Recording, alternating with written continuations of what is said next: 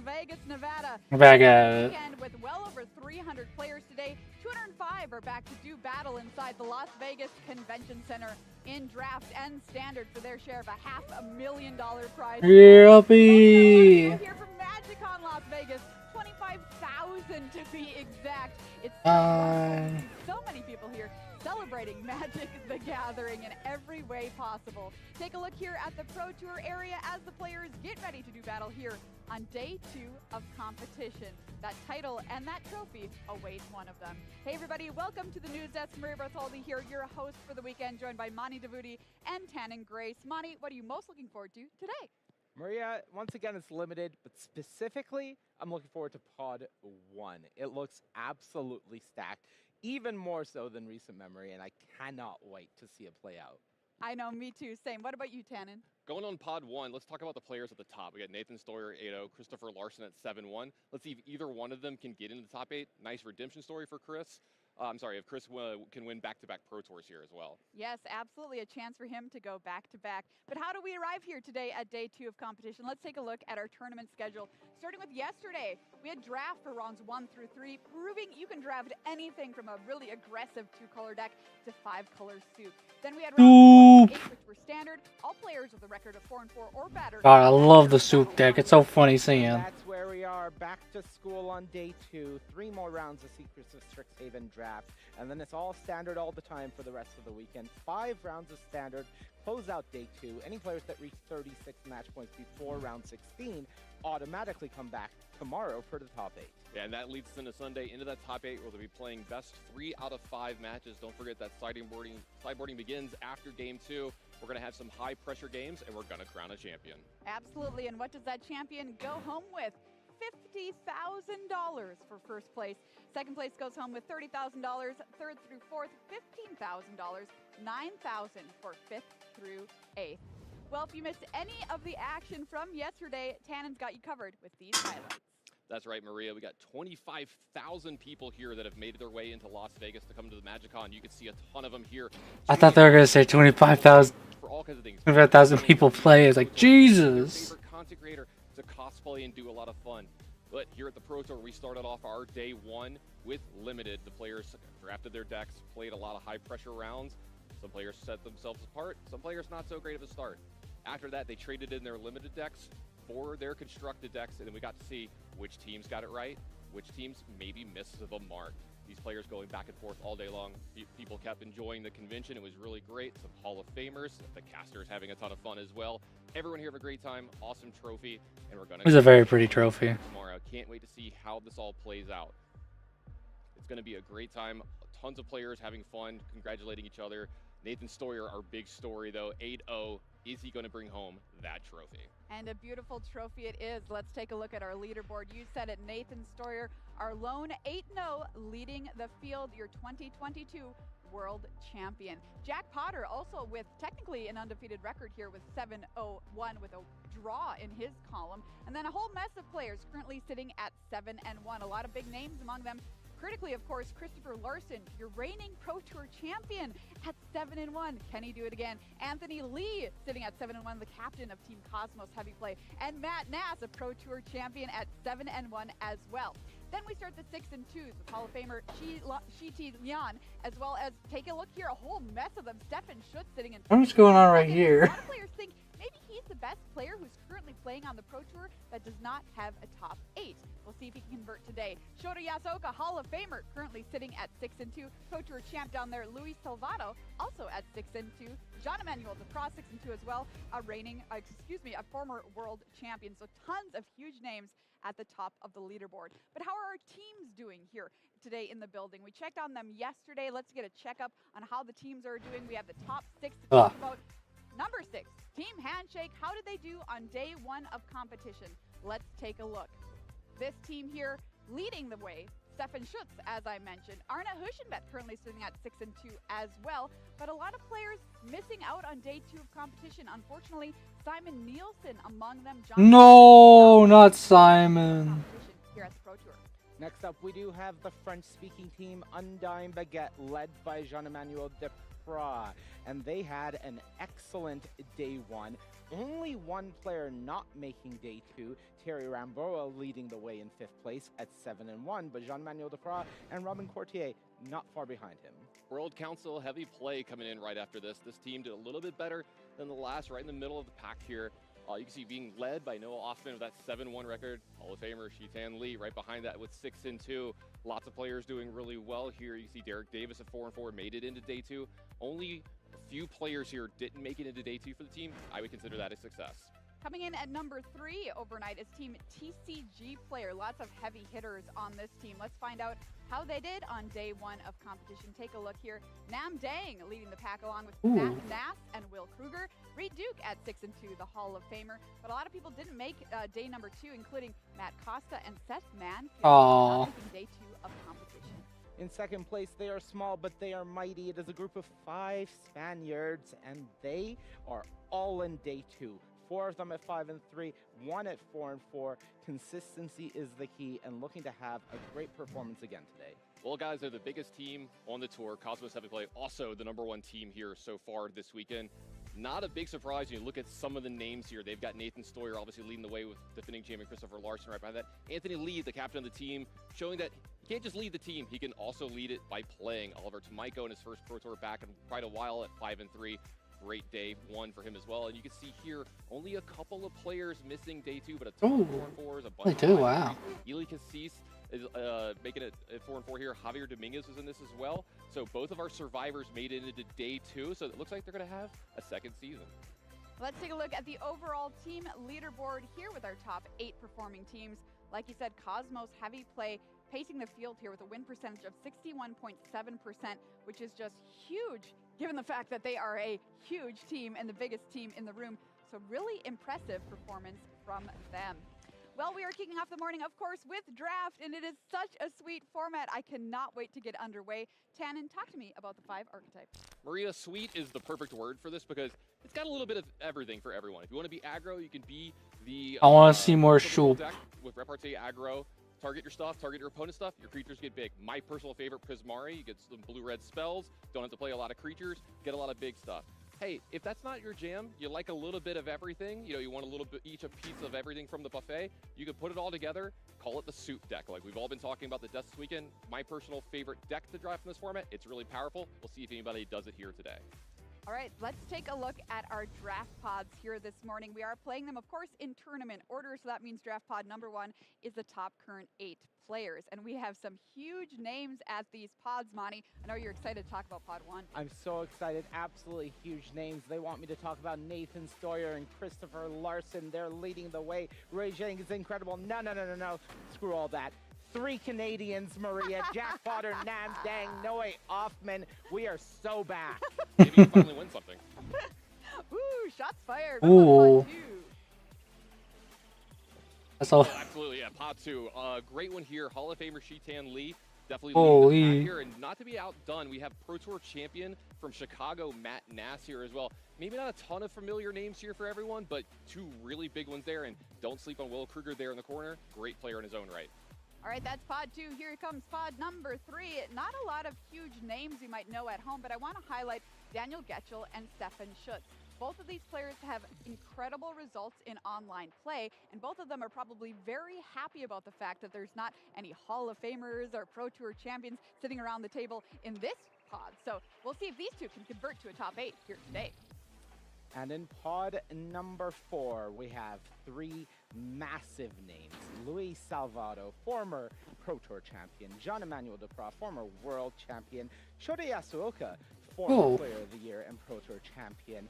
This is absolutely stacked, and I cannot wait for my hero, Goda Yasuoka, to take it all down.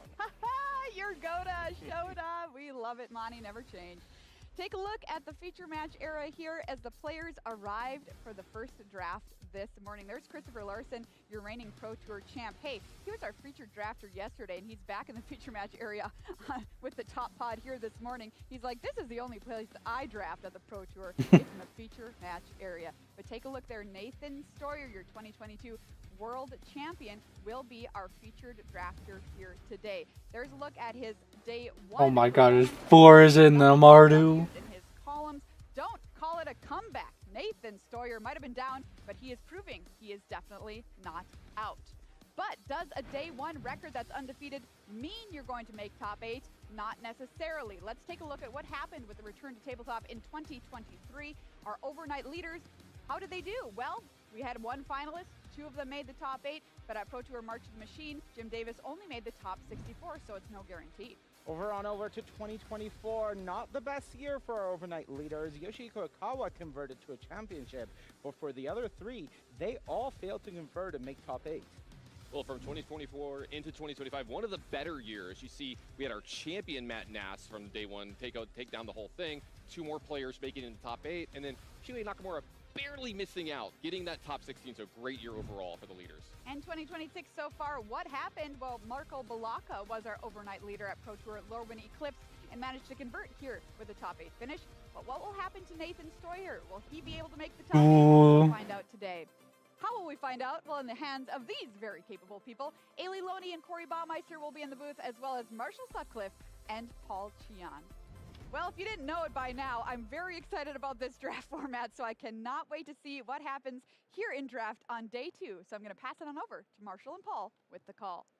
Yeah, thank you, Maria. It is, of course, the most exciting time of any Pro Tour. It's when we're seated and ready to draft, Paul. We get to crack some packs, and this time we are going to be following along with Nathan Stoyer, 8-0 overnight in his comeback Pro Tour, and looking to put a real exclamation mark on it here early, Paul. A 2-1 or a 3-0 here puts him in really good position for a top 8. Yeah, I mean, we already kind of saw what happens when you start out 8-0. That puts you in a really, really good spot to top 8. I mean, even if we just looked at the results over the last couple of years, you kind of have a roughly 50% conversion rate into the top 8. But of course, it starts with draft today. You 3-0, you got lots of chances to lock up that top 8 spot. And this, of course, is the unknown quantity. This is the one where you don't know what you're going to open in the packs. You know what you've got for standard after that. Take a look at Nathan Stoyer at the top of your screen there, and you can take a look around our first feature pod. I'll tell you one name that really stands out here, Paul. Christopher Larson. Yeah. Comes over as our Pro Tour champion, and he's still near the top of the standings at 7-1, so that's an interesting storyline to keep our eye on. But for now, Nathan Stoyer, 8-0. What can he put together in this draft? Can he get a deck that can propel him to the top 8? I mean, if he comes away with a 3-0, he's in incredibly good position. I mean, really, he would only need to win one more round to make it. Yeah, I mean, but even a 2-1 puts him so good. Of course, yeah. Kind of coming into this, for this event at least, 12 wins is the magic number. If you get 12 wins before the final round of the event, that automatically removes you from the event and locks you into the top 8. Let's get started. Please pick up the pack labeled A. Remove the cards from the pack, noting that one of them is going to be facing the opposite direction. Lay out 14 cards face down on the table. You can see this is a call draft from Paul, our judge that's calling this particular draft. Nathan hoping to open something amazing and also with a clear direction. Of course, yes. There's don't want to start things off with a comment unless we see maybe that Potioner's Trove that Chris Larson was so fond of. But let's take a look here. All right, taking a look. Vibrant Outburst. Yeah, Vibrant Outburst. There's a Grapple with Death. There's an Artistic Process, which is keeps you a little more open, right? Because it's a monocolored card. You can certainly play it in your Lorehold decks or play it in your Prismari control decks. Vibrant Outburst, of course, the card with more upside, as it's a very efficient card. And then there's Essence Knit Scholar and Grapple with Death, which are both good cards. However, starting the draft off with Witherbloom is often not something that many players want to do, unless you feel like the entire table knows what's up and you're just going to take the underdrafted archetype. Yeah, Essence Scholar is definitely a first pick quality card. Wow. Whoa. I was not going to say that he was going to take it. I was going to say it's on the quality level, but not necessarily in the archetype that you want. But there is a low to the ground aggressive Witherbloom deck that some players favor because nobody else wants the cards for it. Absolutely. And Essence Scholar is fantastic. There is Oh, there is an ambitious augmenter here. Ooh. So, I mean, this card is fantastic, especially the way that you want to draft these Witherbloom decks is typically a little bit more aggressively slanted, and this is one of the best, if not the best, one-mana aggressive creature in the format. That's right. This one is a game changer when you get it down on one, and you can see he's also pulled Pest, Mascot, and Mindful Biomancer. These are all cards that go in that deck that I just 5 mentioned, seconds. and critically, they're cards that other decks don't want. Nobody wants a Pest Mascot unless Shuffle you're and lay doing out the 12 full-on cards to Witherbloom your thing. left. And Mindful Biomancer, I mean, nobody wants that. Yeah, nobody wants. I don't even know if you necessarily want it in the Witherbloom aggressive I decks think either. you do, It's but probably yeah. fine, You have 30 but seconds. I think Nathan was just kind Oh, of flashback. cards that he would maybe hope to table based on Wow. this start here. There's another Pest Mascot and also Why a are these ones in a Leech Collector. sleeve? Yes. This is interesting. I'm wondering, you know, I'm seeing the trend here of him passing these gold Witherbloom cards and taking the more powerful mono-colored ones, maybe hoping to wheel some of these Pest Mascots. I mean, there's just a good shot, right? Just Witherbloom is not something that 5 seconds. is not a color combination that everybody's looking to play, so it's better to I just wanna play see the one color card sleeves. and move in that direction. Leech Draft. Collector also very, very Shuffle and strong lay out if 11 you can cards to find your left. enough enablers. If you can pick up enough Lumerets to, for example, just gain a bunch of life, and then I've taken 8 damage from this card before, so it can do a lot of work. Pick up And the pack. again, in the lower to the 25 ground seconds. aggressive version, now That's just a pretty Pro Tour tough. sleeve. Right. Oh. Is that a Force of Will? It is. Yeah. Okay. So there's a bunch of Prismari cards in this pack. Sanar, one of Prismari's strongest uncommons. There's a Force of Will, Pursue the Past, and a Wisdom of Ages. So So at least we know someone's getting a force. one of those cards given the start. Snooping Page is an interesting one because we took the Leech Collector. Perhaps you can pivot Draft. into a Silver Quill deck Shuffle if and that lay ends out up being 10 cards available. to your left. Yeah, there just wasn't really anything for Witherbloom there. No green cards to speak of at all, and no mono black cards. So Snooping Pick up the Page pack. is going to be You the have card. 25 Maybe a little pivot coming here. Yeah. and- Ooh, okay. end of the hunt. Yeah. Great removal spell here. And this still keeps you a little bit open, right? You took that Snooping Page, you take there's End of the another Hunt. Pest Mascot. Yeah, too. it's a premium removal spell here in the pack here. So you take this, and Nathan right now is thinking, okay, I could 5 be seconds. I could be Witherbloom, I could be Silver Quill. It's nice to see such a great removal spell here. Pick 5. Draft. So there are 3 Shuffle and lay Pest out 9 Mascot cards to your passed left. from Nathan in this. I mean, if those don't come back, then Nathan knows for sure that somebody else is going to be in Pick up the Witherbloom. pack. Of course, You have yes. 20 And seconds. Witherbloom is one of those. Oh, another cards that flashback? Wow.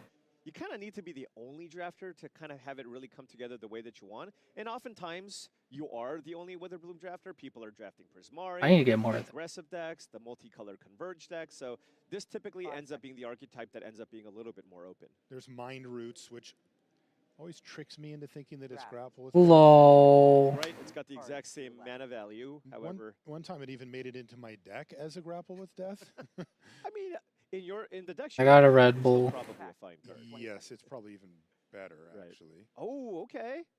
So that is a Ah. pretty late knockout maneuver and a Withering Curse. So Withering Curse, of course, a Ooh. card with very, very high upside, especially if you can gain life. It just acts as a sweeper type effect. However, 5 as I seconds. mentioned before, people who draft the Witherbloom decks typically want to be a little more proactive, and knockout maneuver is a fantastic removal spell as well Shuffle and that pass also 7 really works cards to well your with left. your game plan. That's right. And you know, with that pick, it does seem like Nathan has decided I'm going to go with Witherbloom. I mean, that's another green card to add to already a couple of good green cards. So let's just take a quick look. God, I really want to see that Force of Will get. Maybe wanting to pick up. Here's where I want to see that Force of Will get boy, cast. that's a nice start. If you're going to go in this color pair, Ambitious Augmenter and Essence Knit Scholar are really good starts. And then things, you know, the End of the Hunt was a nice one in the knockout maneuver as well. So let's take a look at some of the commons that that Nathan may be thinking. It's gonna be so funny. Those out of the forthcoming packs. Bogwater Lumeret, super key. The best way to gain life out of the deck. Grapple with Death and Last Gasp, both really solid removal Yeah. spells. Just these are the best removal effects in that color combination, and Lumerate just kind of turns everything on. Taking a look at the uncommons here, you have Luen, Pest Brute Sloth, and Thornfist Striker. A lot of these cards help create pests or are life gain payoffs, and that's kind of, you know, this Witherbloom deck is a synergistic aggressive strategy, and all these cards play very, very well into that deck. And if you're going to dream big. Yeah, that's right. We have, is it Bletch or Black. Black? I don't know. I don't know. Whatever the case may be, you know, the curve of just going turn 2 Bogwater Lumerit into Bleck is very, very strong. And then, of course, if you want to go even bigger, you have Germination Practicum, which is fantastic in this deck, as you are looking to play a bunch of creatures. Putting 2 counters on your creatures every single turn is obviously very strong. And then I get one of those too. I don't have we one. saw this yesterday. I mean, it's one of the best rares in the entire format, and of course, it fits right into the Witherbloom strategy. Yeah, we were talking with Maria, and she said it lets you win games that you had no business winning, and that's exactly how I described that card as well. Okay, let's get back to the action here and see if Nathan can pick up some of these cards. And what I'm really paying attention to here, Paul, as that was pick 7, is are we going to see those pest mascots come back on the wheel? It looks like he's going to pick up a Send in the Pest for his 8th pick here. And that works really well with, of course, just the life gain that you want. And I would be surprised if he doesn't get at least one of those, right? 3 pest mascots. I mean, unless somebody's just aggressively taking them and looking to just go all in on the life gain, pump your creature strategy. 5 seconds. Just follow the Lumerets here. It's nice, you know, if you can't gain the life, it's kind of mediocre. But of course, in the Witherbloom strategy, if you can get 2 cards out of this, it is pretty strong. Pick up the pack. You have 10 seconds. Ooh. Okay, so this was the pack that had the Mindful Biomancer, Colonian Tackle, and Pest Mascot, notably. And it's so not here. Pest Mascot did not table, so that means there's at least one other Witherbloom player, most likely, on the table. I guess we'll know in this, because this one also had one. You have 5 seconds. And it's gone. So that means that you are fighting. I have to say, that is a rough spot to be if you're in the probably weakest archetype and you're also scrapping it out with somebody. But it's the Pro Tour. It's not easy. Yeah. Now, I will say it did feel like Witherbloom was reasonably open from the right side. So if there's somebody in the color combination, it's very likely that they're probably somewhere on the other side of the table. Pass the final card. Okay, last few cards. I wonder who got the Force. Well, very good. Nathan seems to have planted his flag. Yeah, I mean, at this point, it's very, very difficult to kind of pivot out of this. You're simply just not going to have enough playable cards. Nathan has an even mix of green and black cards, meaning if you do pivot into something like Silver Quill or Quandrix, I mean, you're gonna only have 4 cards out of pack 1. Yeah, and it gets extra rough too, because I feel like the version of Witherbloom that is the most desirable is actually this low to the ground aggressive one. It's not super well suited for it, but a lot of the cards that you get are kind of free and you can wheel them. And again, the problem is that makes pivoting that much harder, because you have a bunch of cards that are built towards that strategy. And if you wanted to go into Quandrix, it doesn't work that way. Yeah. That deck doesn't want any of those cards. And for those of you wondering why there are a couple of cards that are sleeved up here, one of the packs had a slight mark on them. So what they decided to do is sleeve up that entire pack for the draft. There are no double-faced bonus sheet cards that exist in this format, but that was kind of the solution that they had, because they register all the cards, every single pack, every single card, and so the judges know exactly what's in all the cards, of course, so there's no foul play, so they decided to keep the pack, but sleeve everything up just so you don't know about the markings. Oh, who would have known? All right. Pack 2, pick 1 for Nathan Stoyer.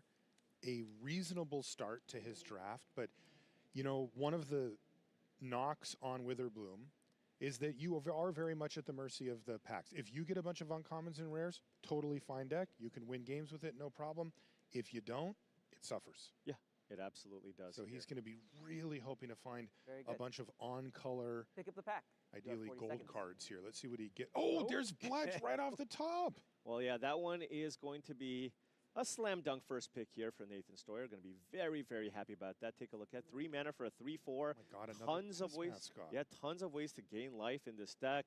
I mean, like I mentioned before, the ideal curve is turn 2 Send in the Pest or turn 2 Bogwater Lumerit into Bleck, so that you can just trigger the +1/+1 counters immediately. Blech. I think that's how it's pronounced where Bleck is from. Fair enough. But we don't have 5 to do seconds. the whole.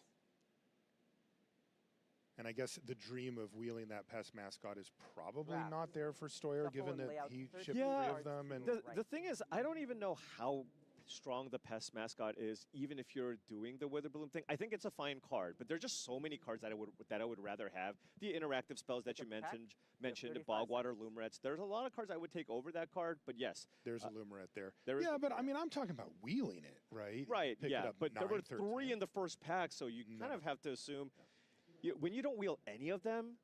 I mean, there's a chance there might even be a 3rd, dare I say, Witherbloom draft. Oh, goodness sakes. We'll hope for Nathan that that's not the case. Interesting choice here, a Bogwater Lumeret or a Leech Collector. He has quite a few payoffs for life gain and not that much life gain. Right, and you know the Lumeret's not going to table based on what you've 5 seen. seconds. You have to take the Lumeret here.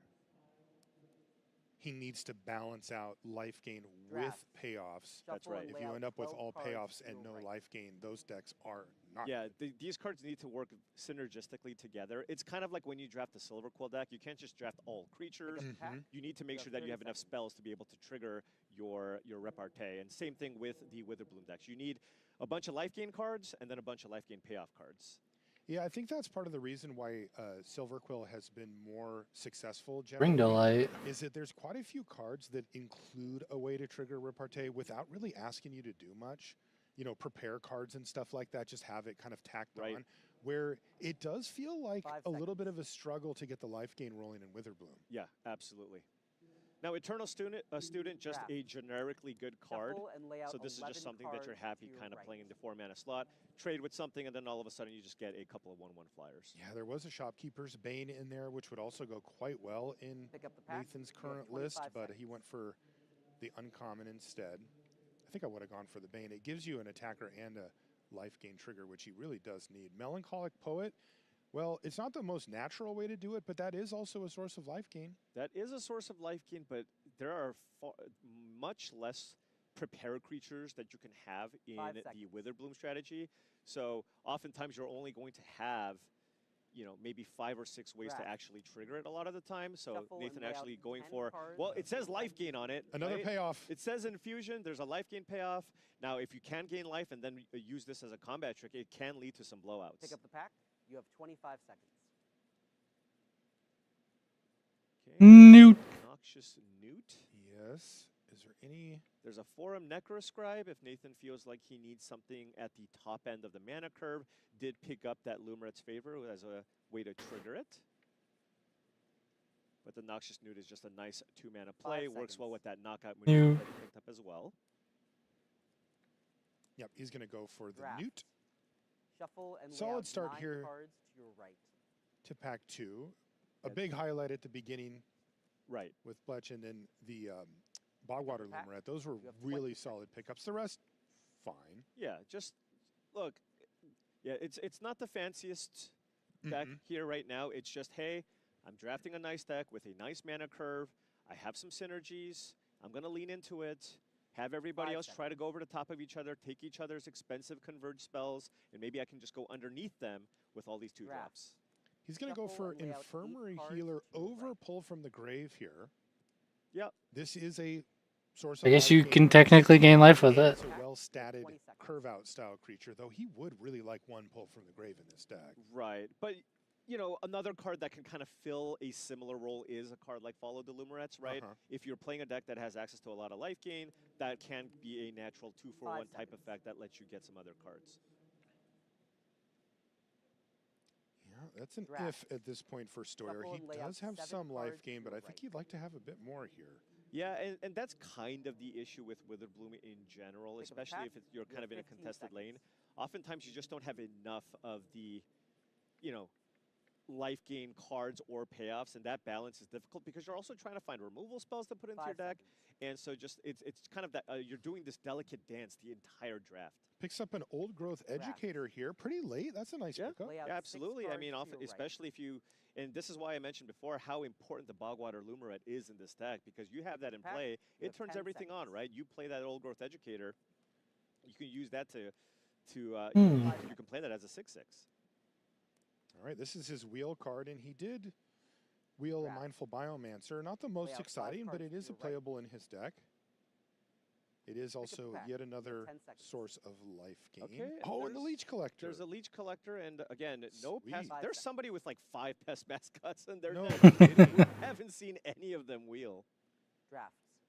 lay out 4 cards to your right. Yeah, it's interesting when you look at how the archetypes play out in Pick up big the pack. picture in a You have booster 5 draft seconds. when there's really only 5. Oh, sweet. He wheeled the Shopkeeper's Bane too. Hey, this is actually, you know, given that he knows he's Pass fighting 3 somebody cards else to for your right. these cards, this is pretty the pack. decent. Yeah, You have 5 seconds. it's coming Reach together well. collector? He's got tons of 2 mana and 3 mana plays. He's got some tricks. I think Draft. Nathan would love to pick up a Pass few 2 cards interactive to your spells. right. He's pretty Pick up light the on pack. that. You have Oh, yeah, 5 you're seconds. He right. got a couple in pack number 1, but I don't think he got a single No. interactive spell in pack Draft, number please 2. pass Yeah, over he the needs final another card. grapple with death Add in to your a pile. last We're now going to gasp. begin right? the second review period. Same rules as before. You have 90 seconds. Okay, Please pack begin. 2 in the book, so Nathan is now going to go to his review period. We talked about this yesterday, but if you haven't seen Blah. how Pro Tour I think there's only one actually. I level wasn't paying draft attention. or they are called, as you can tell, and that means that you do not get to look at your cards between packs, and instead you have a timed period here in between each pack where you can look. And the whole point of this is to try to figure out, where am I at? What do I need? How does my curve look? How many creatures do I have? How desperate am I for payoffs, life gain, removal? Yeah. You know, some picks are easy, right? You open up a bomb, you don't have to think about it. But when you're crafting a deck during a booster draft, you have to have good mana. You have to have a good curve. You have to have a reasonable Halfway through, number 45 of seconds. creatures, especially in a deck like this.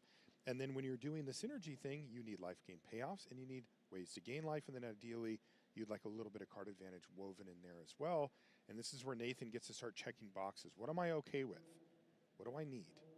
Yeah, and right now the only thing, you know, he's got kind of the curve part of his deck completely checked. I think that was maybe 6/2 drops, bunch of Jesus, threes as well, 6/2 drops. certainly not a clunky deck at all. I think Nathan just needs to find maybe a couple of removal spells, and then perhaps maybe 1 or 2 top-end 10 cards, right? Just because he certainly has the luxury of being able to take them, just because he's only got that Old Growth Troll and a Songwriter, a Shade Rider? Oh, and there was The Old also, Growth Educator, yeah. yeah, and then Pick he's also a got that single Eternal Student, but face he down actually pile. has not put that card into the mix of cards that I think he wants to see in his deck. Okay. Please open the pack labeled Okay, pack Count 3. 14 cards I would face call down, this a knowing that one of solid them is draft, going to though, be facing the so other way. far for Stoyer. Remember, we're at the PT. Like, a lot of times these drafts look real scrappy. You know, kind of got to put in some fringe playables.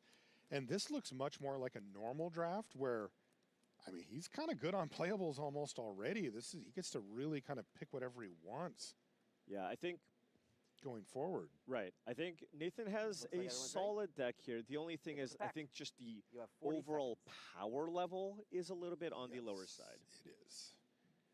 But also he's drafting Witherbloom, so... Right. Wow, this has... Holy He, smoke. he Yeesh. opened If? nothing. I mean, there's 1 green card in the entire pack. It's that or Mage Referee? Yeah, I mean, there's just nothing here. You can wow, this pack has Jesus. not the pack that you want to open here. This has to At be one of the 8-0. worst packs I think I've ever seen somebody open pack 3. Yeah, Like, 5 seconds. this- relative to their you deck. can just take maybe you just defensively draft some. You just take a card from somebody else, maybe, Draft. just because there's literally nothing you would ever play in your deck in that pack. Wow. Shuffle and lay out 13 cards to your That left. is rough for Yeah. Nathan Stoyer. He opened up one of the better cards for his archetype in pack 2, but this time it is an actual whiff. Right. He literally first picked That is. a card that's not 35 going to go into his deck. Ooh, All right. flush. Last guess. Hey. Maybe turning things around. And there's And a also Lewin, Lewin, too. Okay.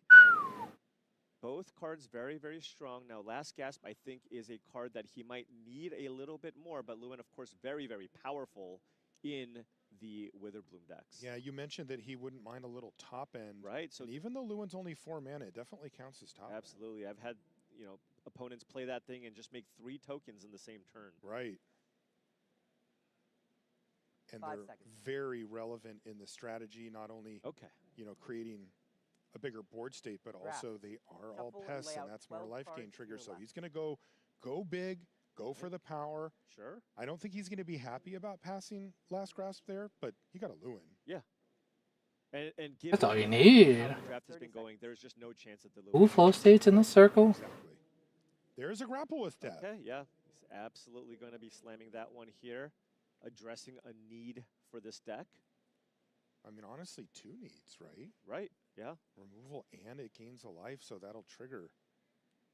Not that he's like all in on that strategy, but he does have numerous payoffs. You know, he's got the 2 leech collectors and the bletch and stuff. So like it is a real thing for him. Although Draft. whomever it is at the table that Shuffle has and lay out the 11 cards to your between left. 3 and 5 pest mascots also is the one that's really wanting that life gain too. Definitely. Pick up the pack. You have 25 seconds. Ooh, Paradox Surveyor. Okay, so there's an End of Brilliance and a Scathing Shadelock as potential options here. Cost of Brilliance is nice though. I mean, you're looking at a deck that has a ton of 2-mana plays. Yeah. So if you're curving out, I mean, even if you don't care about the repartee, if you're the aggressor and you're gaining life, losing a life isn't that big of a deal either. So I do like this pickup here. And in an aggressive curve, it can finish off the opponent too. So there's a lot to like there about Cost of Brilliance. Yeah, I mean, compare this to a card, you know, not too long ago, Combat Tutorial was one of the best commons in Final Fantasy Limited, and this is a very, very similar card. All right, pick number 5 here. All right, looking at Dissection Practice just as a very nice combat trick here. Nothing too great here. I don't think this deck is a deck that cares about multiple copies of Noxious Newt. So Dissection Practice, just a nice trick. But the Newt! It just makes blocking very, very difficult. And it just randomly has, of course, that little line of text at the top where, you know, you get to drain your opponent for 1 and the life gain could be very relevant too. That's right. And the life loss too. You know, these decks really do have the ability to kind of chip away at your life total both through creature damage and things like that. All right, might take this pest mascot. Does he get one of the 6, 5 or 6 that we've seen? We've seen? I guess send it out. See who. There's 2 really good. Give someone 6. Oh, okay. He's taking it. Relic Sloth and a Wilt there, and typically, Lorehold is a very contested color pair. Shuffle and lay out 8 cards to your left.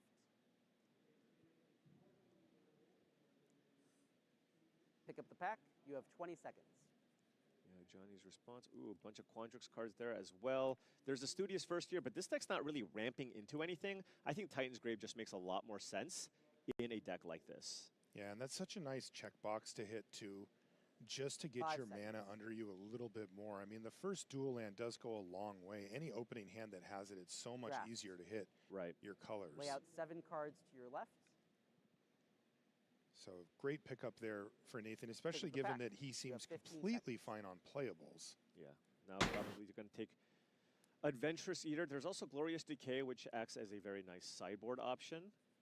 Yeah, he has Pick Your Poison, and if he takes this, he'll have Glorious Decay out of the board as well, so a good suite of sideboard cards. But Adventurous Eater does allow you to gain life and also move the counters where you like, but it looks like Nathan, you know, Glorious Decay does have a very, very large impact out of the sideboard if you're playing against a deck where it's good. Yes.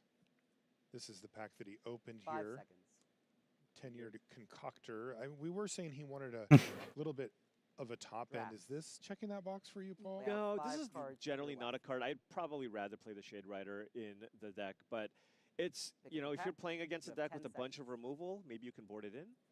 There's another Mindful Biomancer. He's got his fill of those.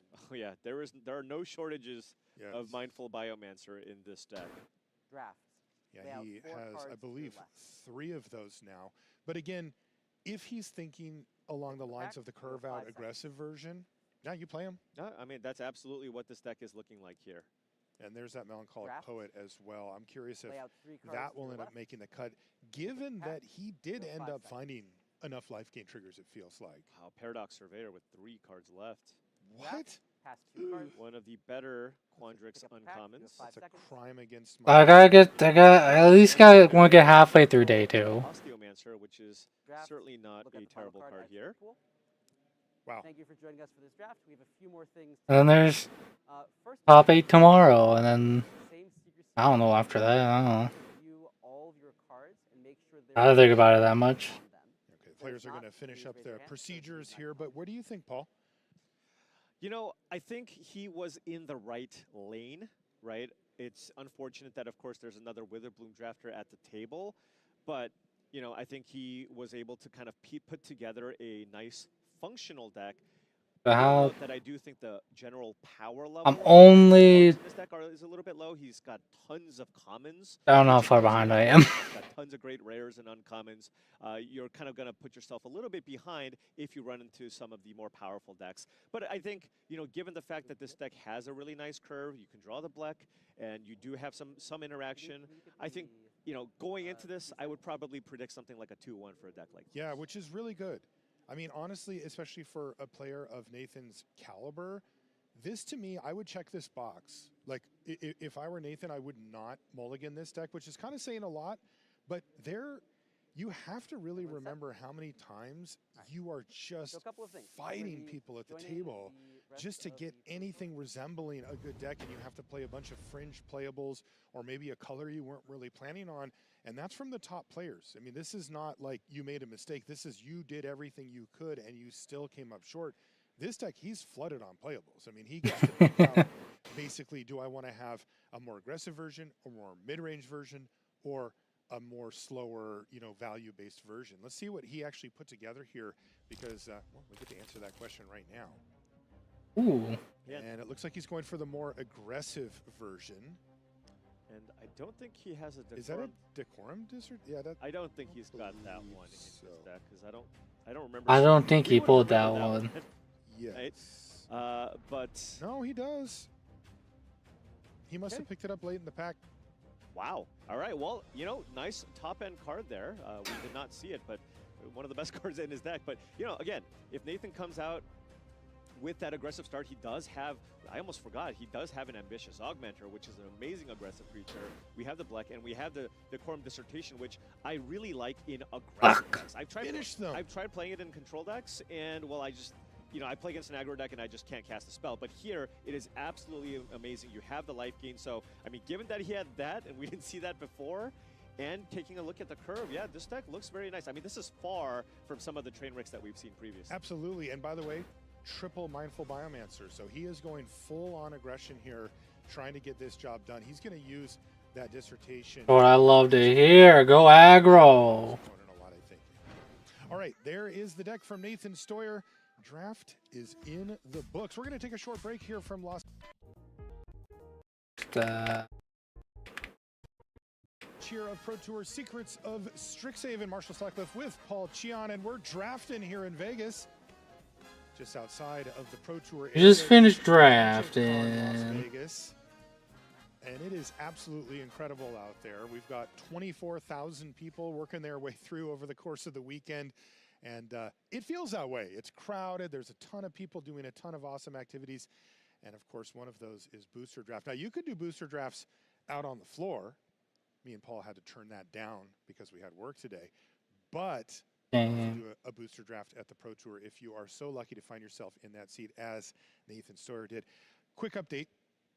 Paul and I a little caught off guard there by the decorum dissertation that we saw, because we didn't see that, did we? I would have noticed that one. Yeah. It turns out it is an error. It is right. So we have the sheet that Nathan filled out here, and he missed by one box. He has dissection practice. That's the one drop that we had mentioned that he had. That is in the deck. Right. Not decorum dissertation. So that I think he would have loved decorum dissertation. A small error on his deck registration sheet, but that card is not going to be in the list, but the dissection practice. It is, yes. Yeah. So let's take a look at the opponent here. Jack Potter, the other undefeated player, though he does have a draw at 7-0-1 coming from Canada.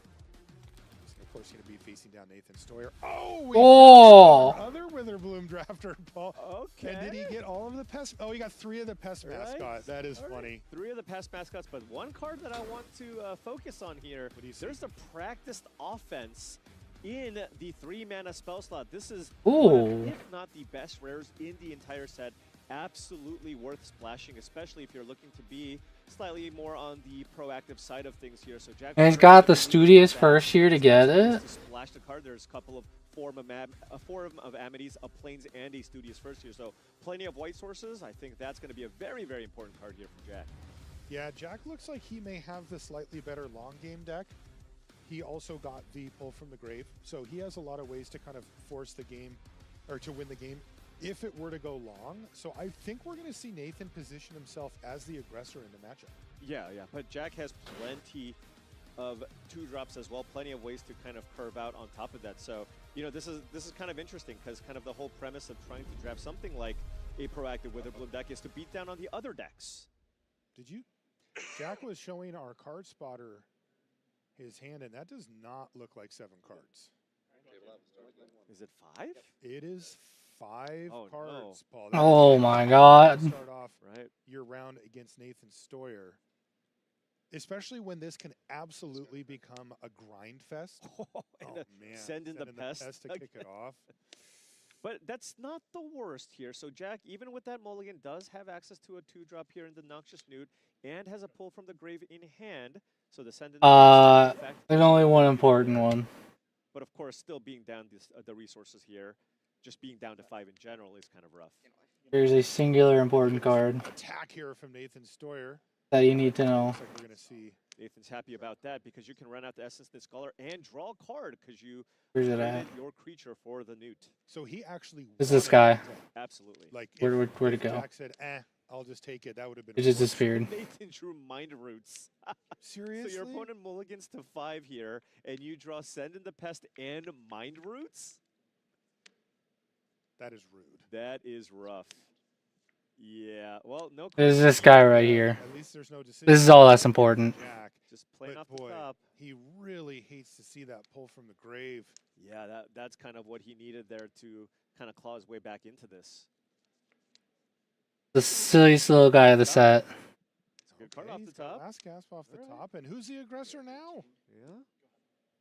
I mean, what if Jack just draws a practiced offense off the top? That would certainly do a lot of work here. Yeah, but Nathan's going to slam a 6/6 here.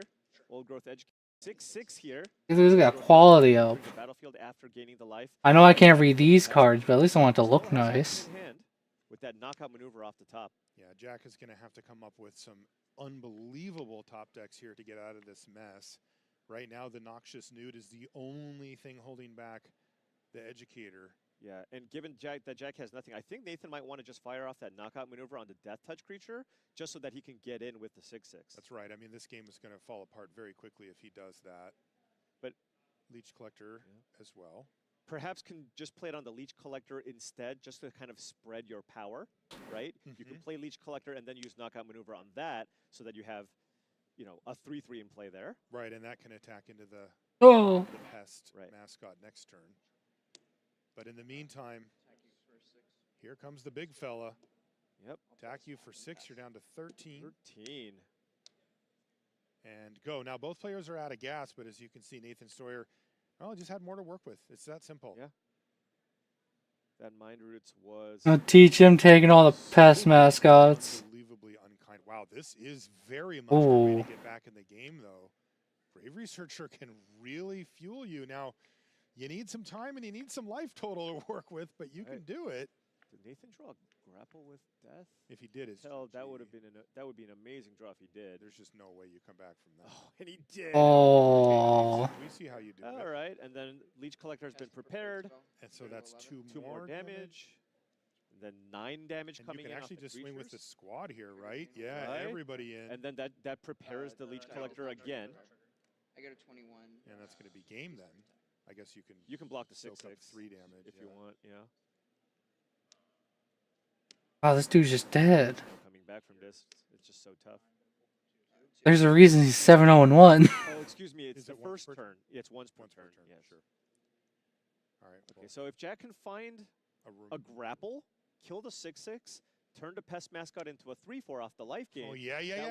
That would allow him to stabilize this board. Grapple. It was a 4. That was a 4. And that's going to be it.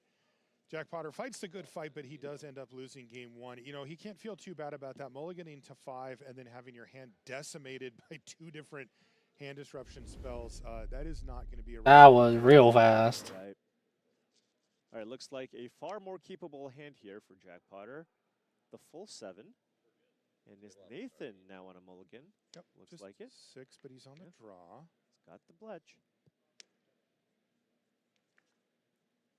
You can see Nathan's hand up until that Lumeret's favor, all gold cards too. Right. There's a melancholic poet here to kick things off for Jack Potter. 21. Oh, okay. That's And a off the top. biomancer for Stoyer is going to bump him up to 21.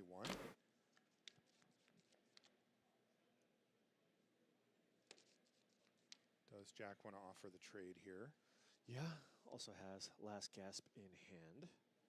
Oh, he's going to actually just get aggressive. Take 2, or take 1 from that. Excuse me, uses the Witherbloom Charm instead. Yep. Yeah, so I'm going to go down to 18. You go up to 21, right? I agree. Yeah, that's right. So he gets a repartee trigger plus gets rid of the opposing creature. Right. And Nathan doesn't have. Oh no, excuse me. He's got the 3-drop there. Probably wants to just play something to the board here. He did find a Mind Roots. That's got to be tempting too, though. With 4 cards in hand, Yeah, good chance to hit a land there. But yeah, my rule of thumb with that is if your opponent has 2 cards, you almost always fire it off. But if they're on 4 or 5 cards, they're just going to have another play next turn, and you lose a lot of tempo by not playing something onto the battlefield. So it's better to just play out the creature. If they use a removal spell, sure, they go land removal spell. Then maybe on the following turn, you get to take the rest of the cards out of your opponent's hand. And we're going to see test here. Right. The poet does attack. Jack Potter has last gasp in hand. Yeah. And This would Nathan be quite says- the attack if he didn't have Right. last gasp. Yeah, Yeah. but Nathan does not want to lose Bletch, and that's going to mean that Jack gets to follow up with Lewin as well, and that Yeah. does make Mind Roots a little worse. Yeah, definitely Right? does. Like, if he discards 2 creatures, he can just turn them into pests. Right. Yeah, kill the Lou. So Potter giving Nathan Stoyer a real run for his money this game. Not so easy as the first game.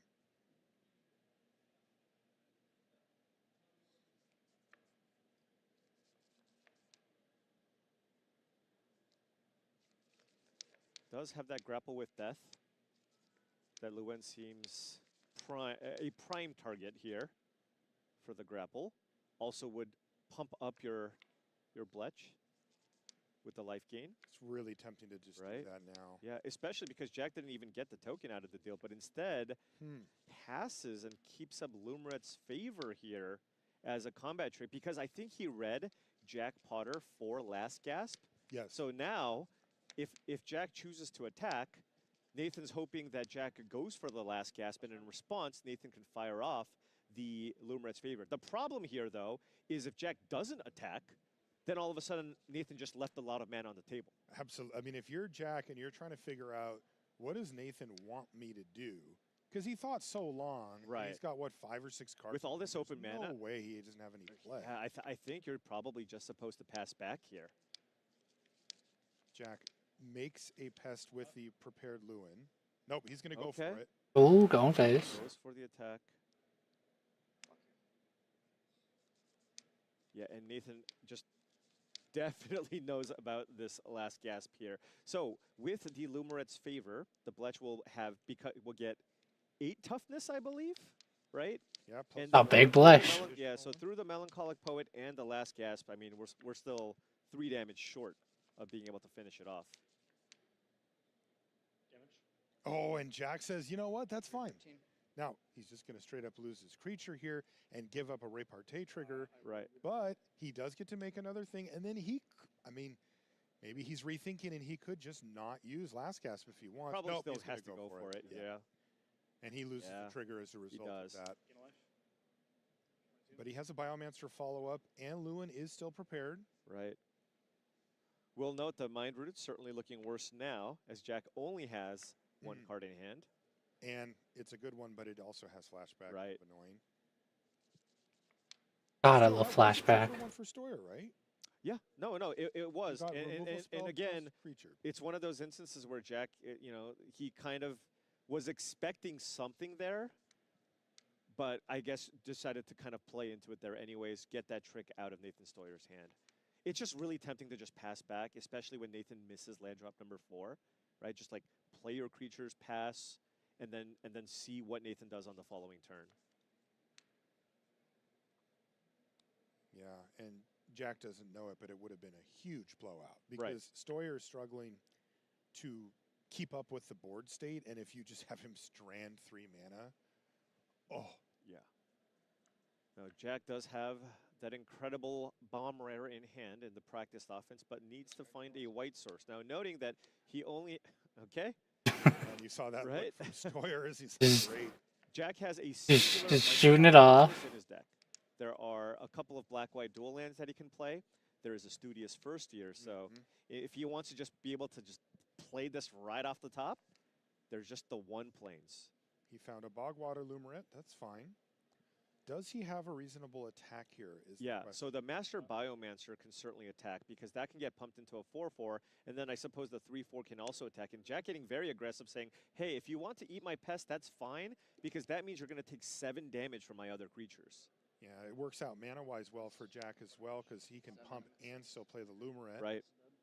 And that's exactly what he's going to do here. Yeah, I like that from Jack. I like sacrificing a pest there to get in for that much damage. He knows he needs to close this game out. Stoyer's still with 3 cards in hand and a draw step to go up to 4. And I feel like Stoyer, what does he have now? He's got 5 mana up and just passes? What can he do with... Is he bluffing here? Is he just dead? Does he think Grapple with Death is an instant? I don't know. How did he pass? He's got 2 4-drops. Those are sorcery speed spells. I think he's... I mean, Jack made an aggressive attack previously. I guess with open... Yeah, I mean, Jack's just getting in there. I think Nathan maybe made a mistake here because he does not have anything castable. He can't play anything. Do anything. He thinks Yeah, Grapple... Oh, no. That's a sorcery. Wow. Yep. And then he says, in that case, I guess I'm just dead. And you can see him shaking his hand. That's some frustration. Yeah. From a world champion, PG champion right there. You don't see those. Oh, he's upset. Not at all. Yeah, that is rough. I mean, Nathan could have fired that off. And you know what? That explains the previous turn, right? Because he thought it had instant the entire time. He had the... Remember when he passed with the 3 mana up? Yeah. I was like, that's a really risky line. Yes. But it's not risky when you have... If you think Grapple with Death is an instant.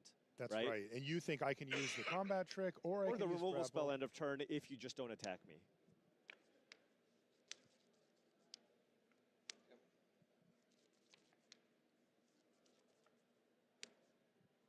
Well, he's going to have to try to recover. Right. No.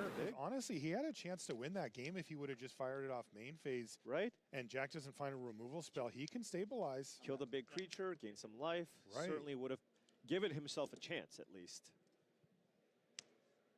So everybody makes mistakes like this. The question is, how do you recover? Yeah. And I feel like Nathan, he's been here before. He's never going to make that mistake again, I'll tell you that much. That's right.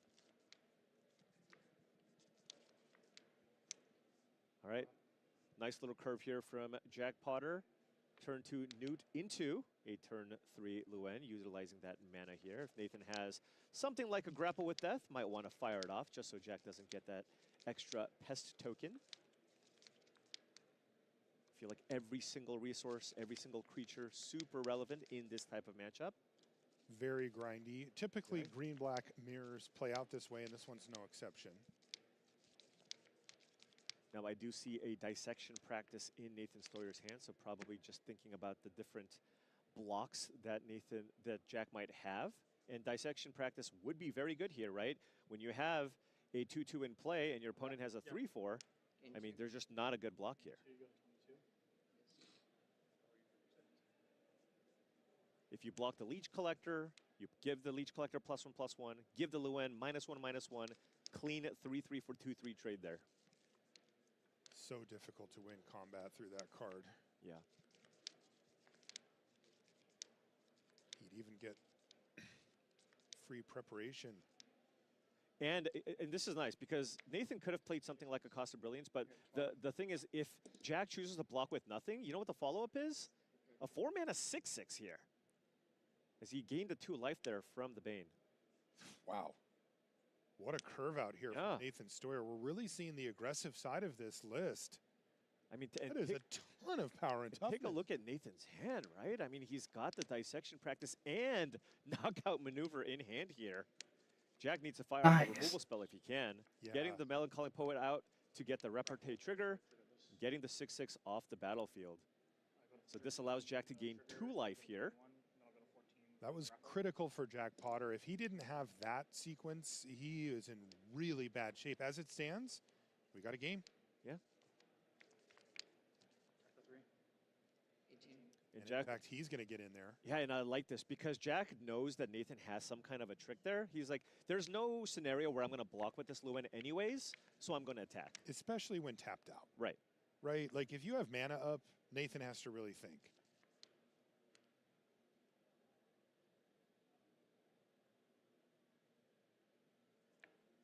Is the Leech Collector prepared?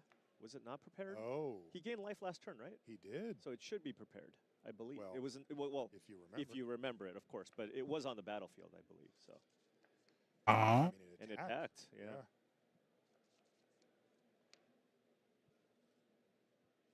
I'm going to assume that he missed it. I mean, I guess there's a chance that So it probably was the second time or something. killing the Luen here and just attacking with both.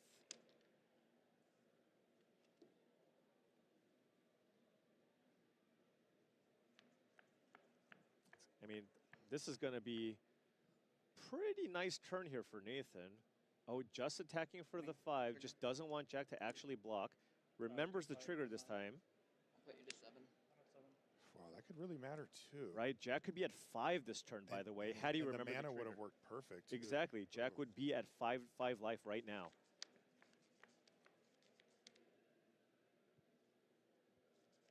Nathan Stoyer fighting in this game 3 against Jack Potter. This is also to decide who's the last undefeated player. One other, That's a Sneering Shade Rider. that's a Withering Curse in Jack Potter's hand as well. If you can find a way, you know, if Nathan maybe has an overwhelming board. Is that the use -2/-2 -2/-2 sweeper? Sweeper if you gain life. Now, on this board, probably not interested in firing it out just yet.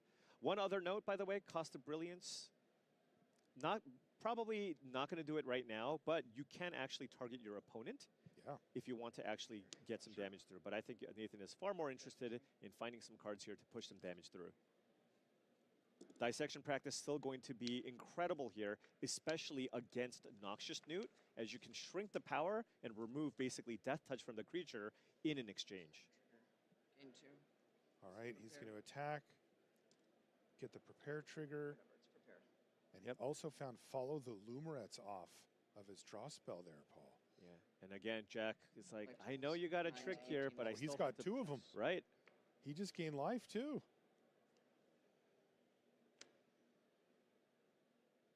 But the better spot here is dissection practice. Right. I mean, this is just so strong. Yeah, just shrink the Newt. Yeah, because the Leech Collector is currently a 3/3. Holy Yeah, smokes. that's, I mean, that's just a clean 2-for-1. For 1 mana? And you trample over and you drain your opponent. I mean, what is Jack even at right now? Yeah, the only thing missing for Stoyer is that he doesn't have black mana Right, for the prepare. But yeah. But I mean, Jack Holy needs something big here. No smokes. way to actually gain life here to cast that Withering Curse and use it to wipe out the entire board. this is such a perfect draw here for Stoyer. Oh, it was. He's applying huge pressure, and it just doesn't feel like there's a way out for Jack without some way to gain life this turn. I can tell you right now, though, Nathan, inside, not really happy. He's going to win this game, most likely. It is looking very good for him. He's And there it goes. The match goes to Nathan Stoyer, but as you mentioned, that misstep, he said it hadn't come up. I got a note from our producer, and he said it hadn't come up in playtesting. He was using it proactively to get blockers out of the way. Right. And so it just, he thought I Never was processed, wow. on my own terms. Yeah. So It's a weird thing to slip through the cracks. Of course, yeah. And again, no, you know, with that, back to Undefeatedly, but and I thought I'd have a lot more time. That's right up, but I gotta go somewhere. At least I got 1 round in, so not nearly as bad as having to watch all 8 tomorrow.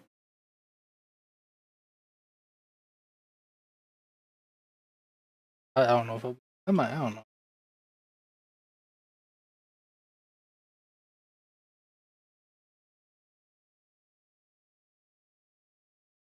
Let's see what happens. I'll be back later. Ooh.